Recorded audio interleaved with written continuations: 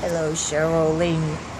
Just got back from this a new church down the street. It's called Saddleback LA. It's a satellite church. So it's kind of I don't want to say makeshift, but they just rented a hall in Sportsman's Lodge, which is really close to me. As out of curiosity, I went and checked it out. Sorry, I seem very informal because I just got back and I really feeling lazy. I'm in my yard. It was raining and uh, I'm yawning. I admit that. But I was kind of psyched up because I want to go and worship. I mean, obviously, you can worship in the privacy of your own home because God is everywhere, right?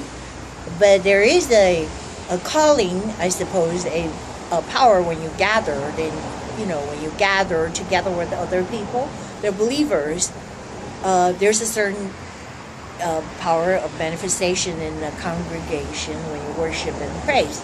So I love to praise because I'm taught that's how you conquer the enemy. Because when you praise and worship, it's not you, it's the Lord. Jesus exalted, and then he will defeat the adversary. So I like to praise. With that said, I don't want to sound negative. It just, like I said, it's in a ballroom, and this pastor Rick Warren, he's preaching it from a tape or video or whatever, right? So they have a big screen and everything. So I would say, yeah, the message is good. It just there is a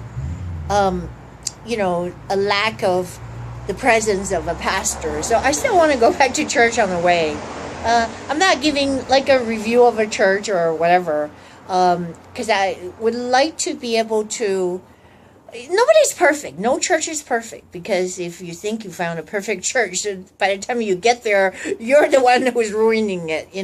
I try not to ruin it, but this is just my thought.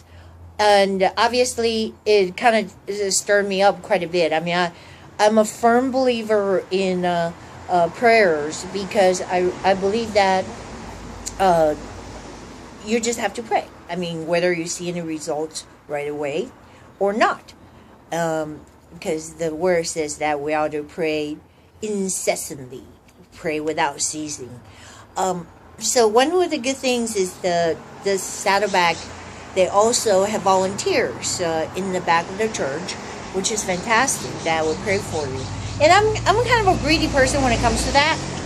I don't think that it's a weird thing to keep going up there like every week to ask for some kind of prayer. But somehow I feel a little setback today. There was two ladies, and this had happened to me before, and there was another guy standing up there. So I was, wanting to wait for the lady to finish, but I went to the guy because I figured he could pray for me as well. I think his tag says Kevin or whatever. And he kind of chided me. He says, well, I went through this before, that women should be praying for women, and the policy of the church is that, like, guys are not supposed to pray for women. I just go, this is kind of strange. All right, so I don't have an urgent life and death issue. Obviously, I'm a little ticked off about this, right? But it's a prayer between human beings. So you're eliminating 50% of the chance of me being prayed for, because I turned away. I walked away. I was a little upset. I think it's a bad policy. So, I mean, I'm not in a life and death situation. I'm just saying it's a little hypocritical. Because he said, oh, my wife is here. It's honoring my wife. So I'm not praying for women per se. But I'm just thinking, oh my gosh, what if they apply that in, just say, EMT, emergency? So, God forbid, right? I'm on the side of the road or whatever, if I'm drowning or whatever, like in the ocean. And the lifeguard came by and said, oh, this is a woman. I'm not going to perform mouth resuscitation. Mouth-to-mouth resuscitation. It's a little hard. I'm trying not to pass out here. That would be really hypocritical. I just think that borders on. I mean, I understand maybe it's not a biblical principle like saying that only women can pray for women, men can pray for men, then you can't pray for like 50% of the people on the face of the earth. Come on. I'm shaking this a little bit. That has got to change. Like I said, if a lifeguard, if I'm like, drowning, a lifeguard came and said, I cannot perform mouth to mouth or save me because I have to physically touch her and pull her out of the water or whatever, right? That would be hypocritical, and then I would die. I'm saying that I wasn't about to die if the guy did not pray for me. You know, it's about the stupid mercury. I want them removed, and it's killing me. My hair is falling off and everything. So maybe it's not that big of a deal, but, I mean, God forbid. You know, I'm just saying, honestly, I'm not criticizing the church. I just think that they have to review that. That's not a good policy if he said that's a policy. That's all.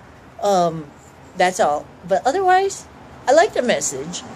The message is good. It's about the Lord is my shepherd, in which is the best part of the Psalms, Psalm 23. And now I have to get the notes out. I think, you know, the Lord is my shepherd, I shall not want. He leads me to the green pastures, to make me to lie down beside the still waters.